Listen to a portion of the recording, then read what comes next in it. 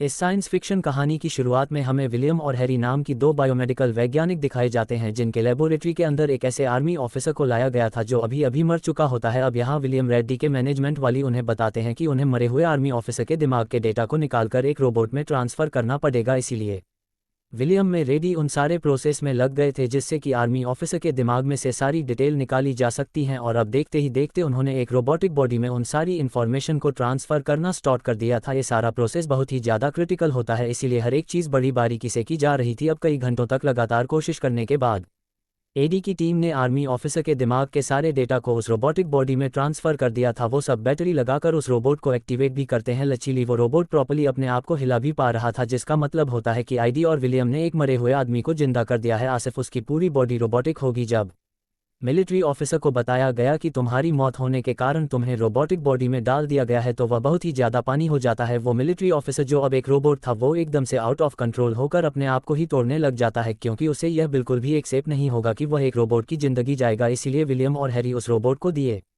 Debate कर देते हैं इंसानों पर। उनका यह एक्सपेरिमेंट पहली बार सक्सेसफुल होने वाला था, लेकिन शायद उन्हें अपने टेक्नोलॉजी में और भी ज़्यादा इंप्रूवमेंट की ज़रूरत है। अब यहाँ विलियम के पास उसका बॉस आकर कहता है कि हमें जल्द से जल्द इंसानी प्रयोग में सक्सेसफुल होना होगा, नहीं तो सरकार हमेशा के लिए ये डिपार्टमेंट बंद कर देगी। विलियम को तो बहुत ही ज़्यादा टेंशन होने लगी थी, पर अब उस दिन का काम खत्म होने के बाद विलियम अपनी फैमिली वालों के पास आ गया था। विलियम की फैमिली में उसकी प्यारी सी वाइफ और 3 बच्चे भी थे। अब विलियम ने अपना मूड फ्रेश करने के लिए यह प्लान बनाया कि वो सब पिकनिक के लिए जाएंगे। सारी तैयारियां करके विलियम अपनी फैमिली वालों के साथ कार में बैठकर निकल पड़ता है, लेकिन विलियम को ज़रा भी अंदाजा नहीं था कि आज के बाद उसकी पूरी ज़िंदगी बदल जाएगी। कई घंटों बाद जब वह पिकनिक एंजॉय करके वापस लौट रहे थे तब रास्ते में काफ़ी बारिश और बिजली चमक रही थी। तभी अचानक कार के ऊपर एक पेड़ गिरने की वजह से वो आउट ऑफ कंट्रोल हो चुकी थी और अब देखते ही देखते विलियम और उसकी फैमिली वालों की कार खाई में गिर जाती है। विलियम की वाइफ तो पेड़ की टहनी लगने की वजह से तुरंत ही मर चुकी थी। विलियम को भी काफ़ी चोट लगी होती है, पर जब विलियम अपनी कार में से बाहर निकलता है तब उसने देखा कि उसकी तीनों बच्चे भी मर चुके हैं, यानी कि कुछ ही मिनटों में विलियम ने अपनी पूरी फैमिली को खो दिया। विलियम तो एकदम से स्टॉक ही रह जाता है और बहुत ज़्यादा होता है, पर अब उसने डिसाइड किया कि वह इस तरीके से अपने फैमिली मेम्बर्स को मरने नहीं दी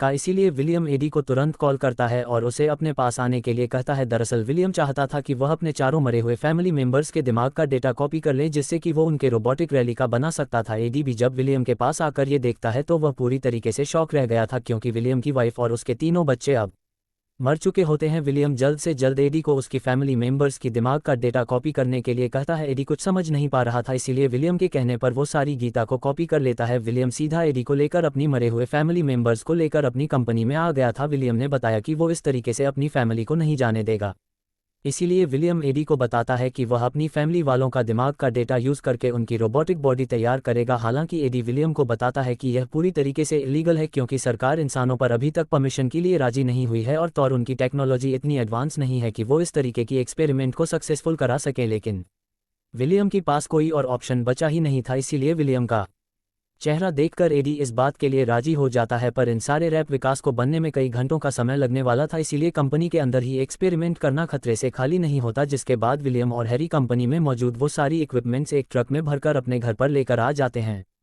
जल्द से जल्द चाहता था कि उसकी फैमिली वाले वापस जिंदा हो जाएं, पर टेंशन की बात यह थी कि उसके पास से 3 चैम्बर थे, यानी कि वह अपनी 4 फैमिली मेंबर से सिर्फ 3 लोगों को जिंदा कर सकता है। ये जानने के बाद विलियम का दिमाग बिल्कुल काम नहीं कर रहा था। आखिर वो कैसे अपने 4 फैमिली मेंबर्स में से एक की जान दे दी, और मजबूरी के कारण उसे ऐसा करना ही पर आता है। विलियम ने अपनी वाइफ और अपने तीनों बच्चों का नाम कागज़ पर लिखा और उन चारों पेपर्स को मोड़कर एडी को एक पेपर उठाने के लिए कहा, और अगर पेपर में उसकी फैमिली मेंबर्स में से जिसका भी नाम निकलेगा वह कर अपनी का नहीं बनाएगा। विलियम देखता है कि पेपर में उसकी सबसे छोटी बेटी का नाम लिखा है, और विलियम तिजोरी से सबसे ज़्यादा प्यार करता था, और अब अपने बाकी बच्चों और परिवार वालों को बचाने के लिए विलियम को ये कदम उठाना ही पड़ेगा। इसलिए अब विलियम ने डिसाइड किया कि वह अपनी छोटी बेटी रूही का क्लोन बनाई गई नहीं। अब जल्द से जल्द विलियम एडी के साथ अपनी वाइफ और 2 बच्चों का क्लोन बनाने में लग जाता है, लेकिन एडी ने बताया कि इन सारी चीज़ों को होने में 17 से 18 घंटों का समय लगेगा, और अगर उतनी देर में लाइट्स एक बार भी गई तो वह क्लोज खराब हो सकती थे। इसीलिए विलियम आसपास घूमकर सारी कार की बैटरी चुरा कर ला देता है, जिससे कि इमरजेंसी में भी उन्हें पावर सप्लाई मिलती रहे। विलियम तो सिर्फ गॉड से यह पूरी कर रहा था कि सारी चीज़ें सही सलामत हो, और विलियम को सिर्फ वेट करना था प्रोसेसिंग होने का। विलियम की वाइफ और उसके बच्चों की बॉडी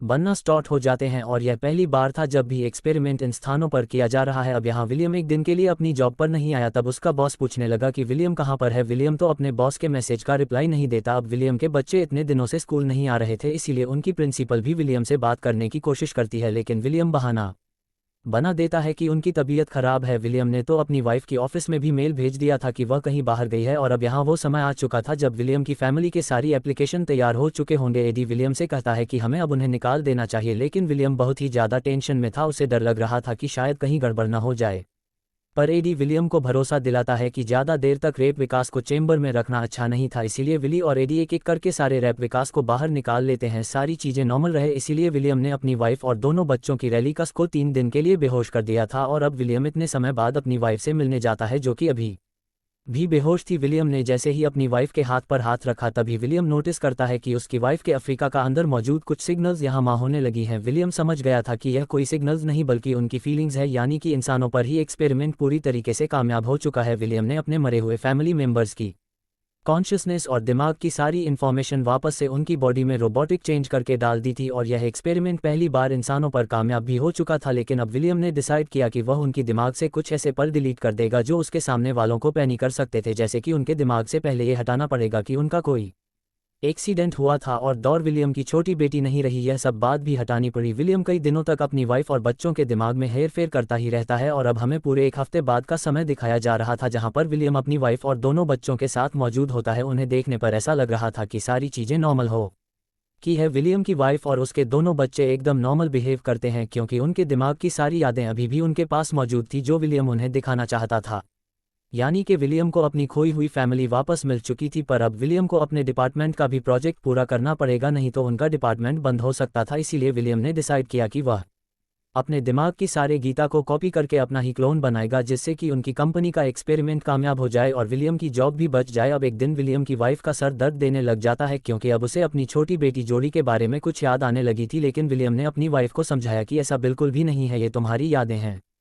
इसीलिए डरने की कोई ज़रूरत ही नहीं। लेकिन यहाँ विलियम की बेटी जो सोई हुई थी उसे अपने दिमाग में यादी दिखती है जब उनका कार से एक्सीडेंट हो गया था। वह बहुत तेज़ी से चिल्लाती है, तब जाकर विलियम उसके पास आकर यह कहता है कि सारी चीज़ें रियल नहीं बल्कि तुम्हारा एक सपना है। इसीलिए अब सोने के बाद विलियम अपनी बेटी को लेकर जाकर उसके दिमाग को स्कैन करने लग जाता है। विलियम देखना चाहता था कि कहीं उसकी बेटी की दिमाग में अभी भी कोई यादें मौजूद हैं कि नहीं। पड़ा विलियम का ये सारा स्कैन करते हुए उसकी वाइफ ने उसे देख लिया था और वो समझ जाती है कि विलियम ने ज़रूर उनकी बेटी के साथ कुछ किया है। विलियम कहता है कि ऐसा कुछ भी नहीं है, पर उसकी वाइफ लगातार यह कहती जा रही थी कि तुम मुझे रियलिटी बताओ। मजबूरी में आकर विलियम को सब कुछ बता नहीं पड़ता है। विलियम ने कहा कि हमारी कुछ हफ्तों पहले कार एक्सीडेंट हो चुका था जिसमें कि तुम और हमारे दोनों बच्चे मर गए थे, इसीलिए विलियम ने तुम तीनों के दिमाग का डेटा कॉपी करके इनका रैप लिखा बना दिया। विलियम की वाइफ की दिल को ठेस पहुंचती है क्योंकि वह एक इंसान नहीं बल्कि एक रैप लिखा है जिसकी दिमाग में सिर्फ सारी यादें मौजूद हैं। पर मैं विलियम की वाइफ ये समझती है कि चाहे कुछ भी हो पर वो अपनी फैमिली के साथ है और इससे बड़ी चीज़ उसके लिए कोई भी नहीं। अब एक दिन विलियम के घर पर उसका बॉस आ जाता है जो विलियम से एक्सपेरिमेंट के रिलेटेड कुछ बात करना चाहता था। विलियम का बॉस, जिसे का नाम एडम था, वह विलियम से बोल रहा था कि मुझे इस बारे में पूरी तरीके से पता है कि तुम्हारा कुछ दिनों पहले एक्सीडेंट हुआ था और उस एक्सीडेंट में तुम्हारे सारे फैमिली मेंबर्स मारे गए। एडम को तो ये भी पता होता है कि विलियम ने उसकी कंपनी की टेक्नोलॉजी यूज़ करके अपनी वाइफ और बच्चों के दिमाग की सारी डिटेल्स को ट्रांसफ़र एक रैप लिखा में कर दिया था, उतारा था कि ये सारी चीज़ें एक तरह से इलीगल काम है और सरकार ये करने की अनुमति किसी को भी नहीं देती। अगर यह बात बाहर किसी को भी पता चल गई तब विलियम को जेल हो सकती थी और विलियम द्वारा बनाए गए अपनी फैमिली के रेप रिकॉर्ड जब्त कर लिए जाएंगे। लेकिन एडम ने यहाँ पर दिमाग लगाया। उसने विलियम की मजबूरी का फ़ायदा उठाकर ये कहा कि मैं किसी नहीं बताऊंगा, लेकिन इसके बदले तुम्हें मुझे वह डिवाइस देना पड़ेगा जिसकी मदद से तुमने सारे डेटा आज रेफरी का दिमाग में डाल दिए थे। अब यहाँ विलियम पूरी तरीके से बेबस था, उसके पास कोई और दूसरा ऑप्शन नहीं होता अपनी फैमिली वालों को बचाने के लिए। पर विलियम ने अचानक एडम को मारकर बेहोश कर दिया था। विलियम तुरंत अपनी वाइफ और दोनों बच्चों को ली कार में बैठकर वहां से जाने लग जाता है, लेकिन एडम के साथ बहुत सारी सिक्योरिटी गार्ड्स आए थे जो बाहर ही खड़े होते हैं। विलियम को इस तरीके से भागते हुए देखकर वो सारे लोग उनकी गाड़ी का पीछा करने लगे थे। विलियम तो कैसे भी करके अपनी गाड़ी को फुल स्पीड में बढ़ाता रहता है। विलियम तुरंत अपने दोस्त के पास जाकर उसे सारी चीज़ें बताता है और फिर वह